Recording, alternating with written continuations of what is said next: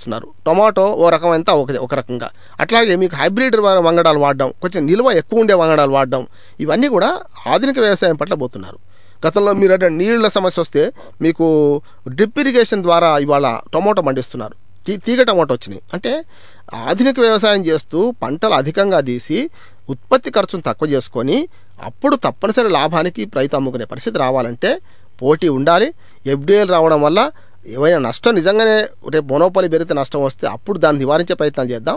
ఇప్పుడు మాత్రం ఎఫ్డిఐలు ఆహ్వానించడం, దాన్ని మంచిని మనం స్వీకరించే ప్రయత్నం చేద్దామని ఆలోచన చేస్తున్నాం అండి. ప్రవీణ్ గారు, మీకు కావాల్సిన సమాధానం వచ్చినట్టుగా అనిపిస్తుంది నాకు.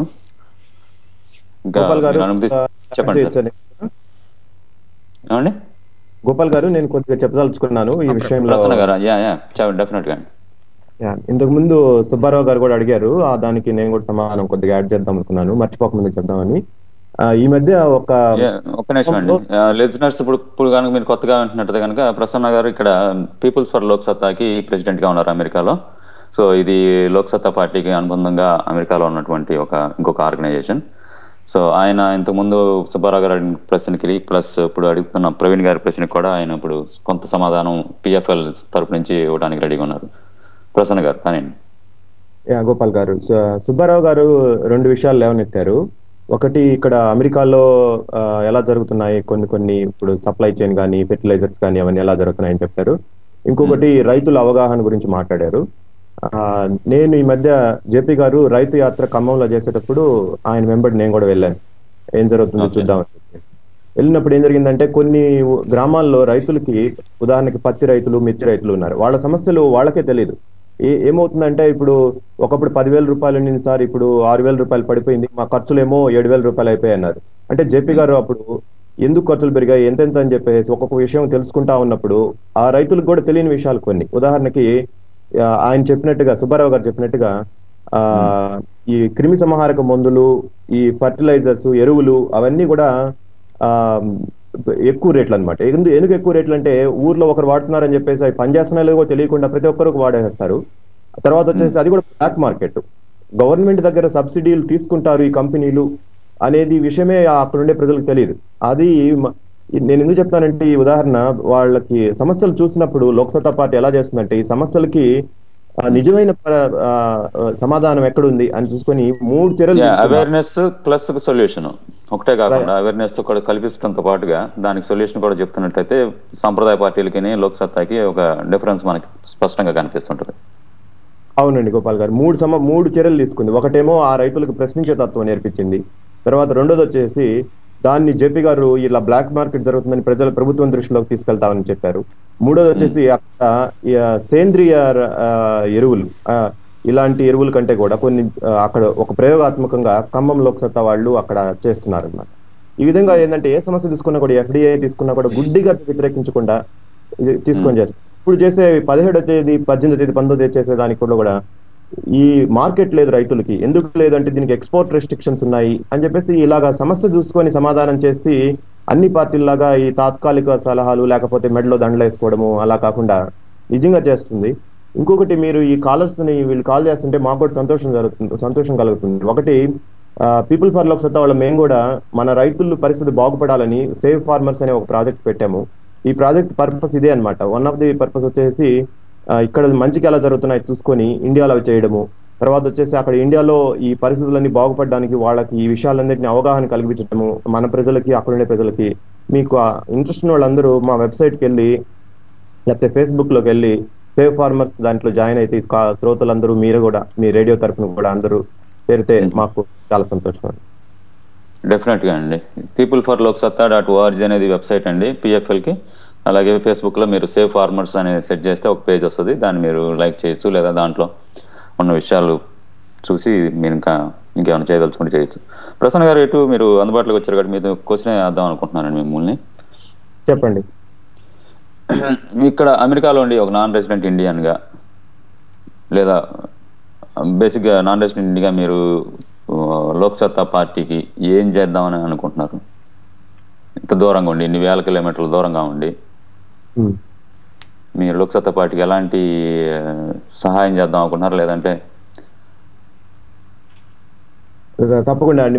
మీ ప్రశ్నలో 2 భాగాలు ఉన్నాయి. ఒకటి ఇంత వీళ్ళు వేల కిలోమీటర్ల దూరంగా ఉండి ఏం చేయగలుగుతాం అనేది ఒకటి ఉంది. రెండోది వచ్చేసి యాక్చువల్ గా ఏం చేస్తున్నాం అని చెప్పి.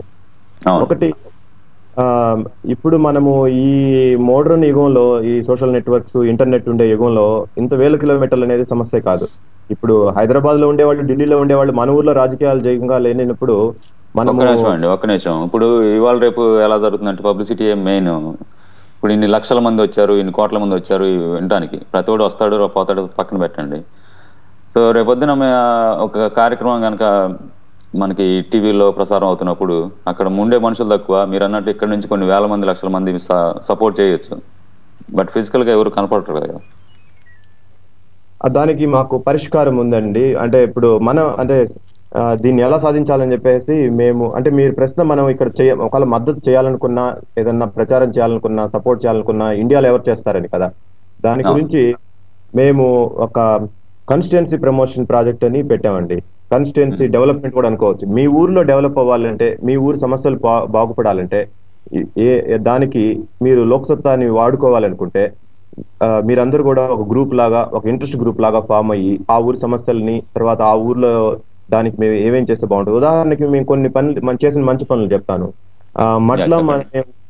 మాట్లాం అనే ఊర్లో కృష్ణా జిల్లాలో అక్కడ ఒక వాటర్ ప్లాంట్ కట్టిస్తున్నాం. పిఎఫ్ఎల్ పీపుల్ అందరూ అక్కడ ఆ ఊరి సమస్య, అక్కడ లోక్సభలో జయప్రకాష్ నారాయణ తర్వాత ఒక వార్డు మెంబర్ గా లోక్సభ పార్టీ తరపున గెలిచిన ఒక నాయకురాలు శేషమ్మ గారు అని ఒక వార్డు మెంబరు. చాలా సార్లు ఆవిడకి మద్దతుగా ఏం చేస్తున్నాం అంటే మేము ఆ ఊర్లో ప్రధానమైన సమస్య ఏంటంటే వాటర్ సమస్య అలా చేస్తున్నాం అనమాట. సిమిలర్ గా ఇప్పుడు మాకు ఒక 6 కాన్స్టిట్యుయెన్సీలు ఇప్పటి వరకు ఇలాగా సహాయ బృందాలుగా ఏర్పడున్నాం ఇక్కడ పిఎఫ్ఎల్ లో. రాయదుర్గం, విజయనగరం, ఒంగోలు అట్లాగా.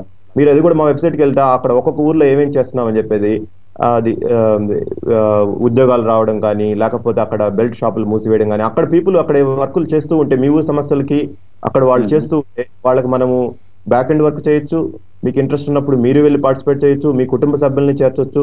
మీరు ఎలా కూడా అన్నారు కదా ఇందాక ఏం చేస్తారని చెప్పి, దానికి ఇప్పుడు ఈ రైతుల గురించి కూడా యాక్చువల్ గా మీ ఊర్లో ఇప్పుడు మీ పేరెంట్స్ లేకపోతే మన బంధువులు, ముఖ్యంగా చాలా మంది ఇక్కడ రైతు బిడ్డలే ఉంటారు, వెళ్ళి ఈ 18వ తేదీ 19వ తేదీ యాత్ర జరుగుతుంది. ఎందుకు జరుగుతుందంటే మనకు మార్కెట్ లేదు, మనకి రెస్ట్రిక్షన్స్ ఉన్నాయి, కాబట్టి దానికి మద్దతుగా మీరందరూ కూడా వెళ్ళి మీ ఎంఆర్ఓ పిటిషన్ ఇవ్వండి. ఇలాంటి పనులన్నీ మనం చేయగలని చాలా ఉంటాయి మనం ఇంత దూరం ఉన్నా కూడా. మీరు ఈ కాన్స్టిట్యుయెన్సీ ప్రమోషన్ ప్రాజెక్ట్ లో చేరితే మీ ఊరు బాగుపడాలి అనుకుంటే, అది లోక్సత్తాని వాడుకోవాలనుకుంటే, లోక్సత్తా అనేది ఎప్పుడు ప్రజల మేలు ముఖ్యం అనుకుంటుంది. కాబట్టి మీరు బాగుపడాలనుకుంటే మీరు ఈ ప్రాజెక్ట్ లో చేరితే బాగుంటుంది. గారు మీరు చెప్పిన దాంట్లో నుంచి నాకు మళ్ళీ ఒక ప్రశ్న వచ్చింది. ఇప్పుడు కేంద్ర ప్రభుత్వము ఇట్లాంటి కంపల్సరీ కమాడిటీస్ మీద రిస్ట్రిక్షన్స్, ఫ్రీ ట్రేడ్ టైప్ లో లేదంటే ఎక్స్పోర్ట్ లో ఉంటాం, అలాంటివి ఉన్నప్పుడు ఆంధ్రప్రదేశ్ ప్రభుత్వం మాత్రమే ఎందుకని మేలు రకమైన బియ్యం ఎగుమతుల మీద ఎటువంటి ఆంక్షలు అవన్నీ ఎందుకు పెట్టింది? ఇది కేంద్ర ప్రభుత్వానికి ఆంధ్ర ప్రభుత్వానికి మధ్యలో చెప్తాను సార్, విధానాల పరంగా తేడా ఉందా, లేదంటే ఎందుకు ఎలా జరుగుతుంది? రామ్మోహన్ రావు గారు అయితే ఖచ్చితంగా చెప్పగలుగుతారు, నేను కూడా. ఓకే, డెఫినెట్ అండి.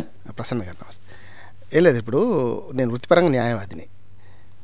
ఇక్కడ సమస్య ఏమిటంటే కేంద్ర ప్రభుత్వం లోక్సత్తా గత సంవత్సరంగా ఏదైతే స్వాతంత్ర రైతు సంఘాల సమాఖ్య ద్వారా పోరాటం చేసిందో, మాకున్న పెద్ద బలం ఏంటంటే మాకు జయప్రకాష్ నారాయణ గారు. వారు ఏంటంటే ఢిల్లీలో ప్రధానమంత్రితో సహా, రాష్ట్రపతితో సహా, మిగతా వ్యవసాయ మంత్రి శాఖ మంత్రితో సహా అందరినీ కలిసి గత సంవత్సరంగా చేసిన కృషి వల్ల ఇవాళ దేశంలో కాదు ప్రపంచంలో ఎక్కడైనా అమ్ముకోవడానికి స్వేచ్ఛా వాణిజ్యానికి అనుమతి ఇచ్చింది. అంటే పరిమిత సంఖ్యలో అయిన ధాన్యాన్ని బయట దేశాలకు అమ్మడానికి అనుమతి ఇచ్చింది. ఇప్పుడు దేవుడు వరం ఇచ్చినా పూజారి వరం ఇయ్యనట్టు మన మొత్తం ధాన్యం అంతా కొని కాకినాడ పోర్టులో మూరుగుతుందండి, ఇప్పటికీ పంపలేదు వాళ్ళు. ఒకటి. రెండోది ఏమిటంటే దేశంలో గతంలో ఏముండేది అంటే ఒక జిల్లా నుంచి ఇంకో జిల్లాకు పోవడానికి కూడా రిస్ట్రిక్షన్స్ ఉండేవి గతంలో మన రాష్ట్రంలో. అక్కడి నుంచి ఏం చేశామంటే దేశంలో రాష్ట్రం నుంచి ఇంకో రాష్ట్రం పోవడానికి కూడా రిస్ట్రిక్షన్ తీసేయమని మన విజ్ఞాపన మేరకు ఇవాళ రిస్ట్రిక్షన్స్ వేరే మొత్తం జమ్మూ కాశ్మీర్తో సహా కలుపుకొని మనకి ఎక్కడా లేవు. కానీ మనకు కేంద్ర ప్రభుత్వం ఇచ్చిన వెసులుబాటును మన రాష్ట్ర ప్రభుత్వం పక్కన పెట్టి ఏమంటుందంటే, రేపొద్దున మనం ఏదో కార్డ్స్ ఎక్కువ ఉన్నాయి కదా, రేపు ఆహార భద్రతా బిల్లు కూడా వస్తే మనం ప్రొక్యూర్మెంట్ ఎక్కువ చేయాల్సి వస్తుంది కనుక మన రాష్ట్రంలో ధాన్యాన్ని మనమే ఉంచుకోవాలి అని దుర్మార్గంగా కేంద్ర ప్రభుత్వం ఏదైతే వెసులుబాటు ఇచ్చిందో దాన్ని అమలు చేయకుండా చేస్తుంది. అందుకనే రేపు 18, 19 తారీఖుల్లో మేము కర్ణాటక, మన పక్కన ఉన్న కర్ణాటకలో మనం తీసుకెళ్తే వాడికి రిస్ట్రిక్షన్స్ లేవు, కానీ మనం తీసుకెళ్లకుండా మన చెక్ పోస్టులో ఆపుతారు వీళ్ళు. సమస్య అది. కనుక మనం ఏమంటామంటే, ఇది దుర్మార్గమైన చట్టాన్ని కేంద్ర ప్రభుత్వమే తీసేసినప్పుడు దీన్ని అంటే తప్పుడు చట్టాన్ని మీరు ఎందుకు ఇంకా అమలు చేస్తున్నారని రాష్ట్ర ప్రభుత్వం ప్రశ్నిస్తున్నాం. ఒకటి. రెండోది ఏమంటామంటే, దీన్ని మేము రైతుల తరఫున వైలేట్ చేస్తాం. 18, 19 తేదీల్లో వైలేట్ చేస్తే దమ్ముంటే అరెస్ట్ చేయమంటున్నాం. నిజంగా జేపీ గారు ఎప్పుడైనా మనం బావిలో దూకడానికి కూడా లోతెంతో తెలుసుకొని మరీ దూకాలి కదా. కనుక దూకినాక లోతు తెలవడం కాదు. ఇవాళ చట్టం ఏం చెప్తుందంటే, ఎసెన్షియల్ కమ్యూనిటీ యాక్ట్ ప్రకారం ఒకవేళ చట్టాన్ని ఉల్లంఘిస్తే 2 ఏళ్లకైనా పైన శిక్ష పడితే, ఇవాళ జేపీ గారు ఉన్న ఒకే ఎమ్మెల్యే మాకు ఆ ఎమ్మెల్యే గిరి కూడా కోల్పోవడానికి సిద్ధంగా ఉన్నారు. ఎప్పుడు మీరు దమ్ముంటే చేయమంటున్నాం మేము. అంటే మీరు చేయాలనుకోండి, ఇంకో రకంగా రెచ్చగొడుతున్నాం ప్రభుత్వాన్ని. మీరు కనుక అరెస్ట్ చేయడమో ఏం చేయక విడిచిపెట్టారనుకోండి, రేపటి నుంచి మేము ఈ సిగ్గులేని ప్రభుత్వాన్ని మీరు ధిక్కరించుతున్నాం కదా, అందరూ అమ్ముకోండి. ఇటు కర్ణాటకే కాదు, తమిళనాడు, అటు పక్కన ఒరిస్సా, ఎటు పడితే ఛత్తీస్గఢ్, ఎటు పడితే అంటే అమ్మే అంటున్నాం. అంటే చర్య తీసుకునే దమ్ము లేకపోతే అమ్ముకుంటాం. నిజంగా చర్య తీసుకున్నారనుకోండి, తప్పుడు చట్టం అని మేము కోర్టులో ఛాలెంజ్ చేస్తాం. అంటే ఇక్కడ సమస్య ఏమిటంటే, ఇవాళ ఈ తప్పుడు చట్టాన్ని కేంద్ర ప్రభుత్వం సడలిస్తే కూడా రాష్ట్ర ప్రభుత్వం దుర్మార్గంగా అమలు చేస్తుంది. ఇది తప్పు అంటున్నాం. నెంబర్ 1.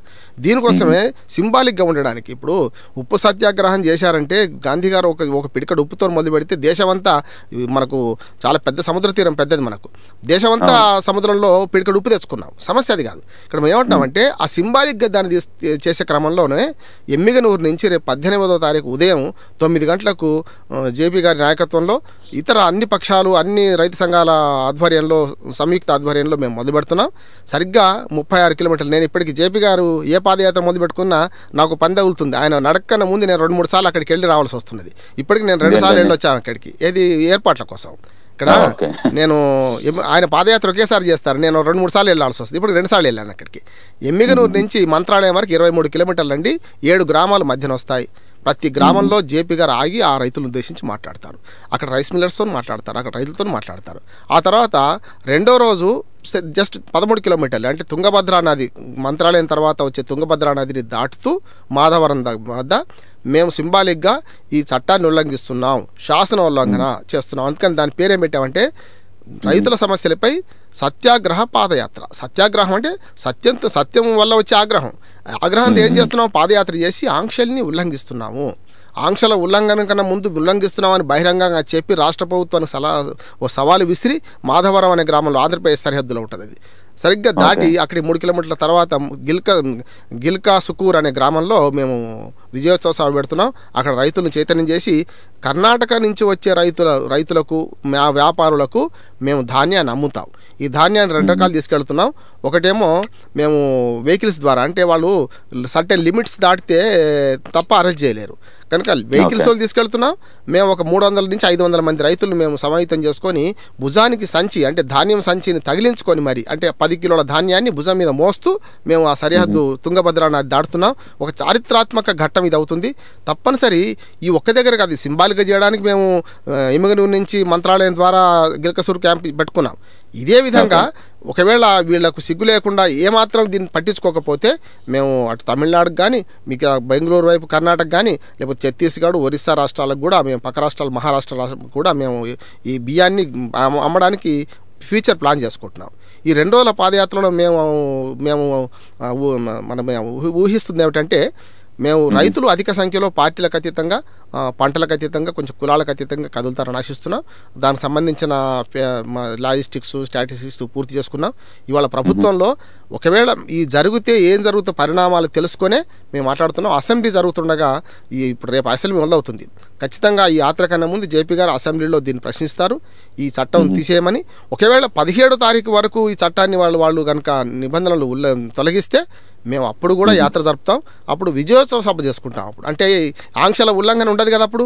కనుక ఏమంటాం అంటే, మొన్న సరిగ్గా ఇప్పటికి 10 రోజులు అయింది మేము ముఖ్యమంత్రి గారిని కలిసి మేము వినతి పత్రం ఇచ్చాం జేపీ గారితో సహా. ఏమనంటే, ఈ ఆంక్షలను తీసేయండి, ఈ అక్రమ ఆంక్షలు సరైనవి కావు, దేశంలో లేని ఆంక్షలు మీరెందుకు పెడుతున్నారని ఇచ్చాం.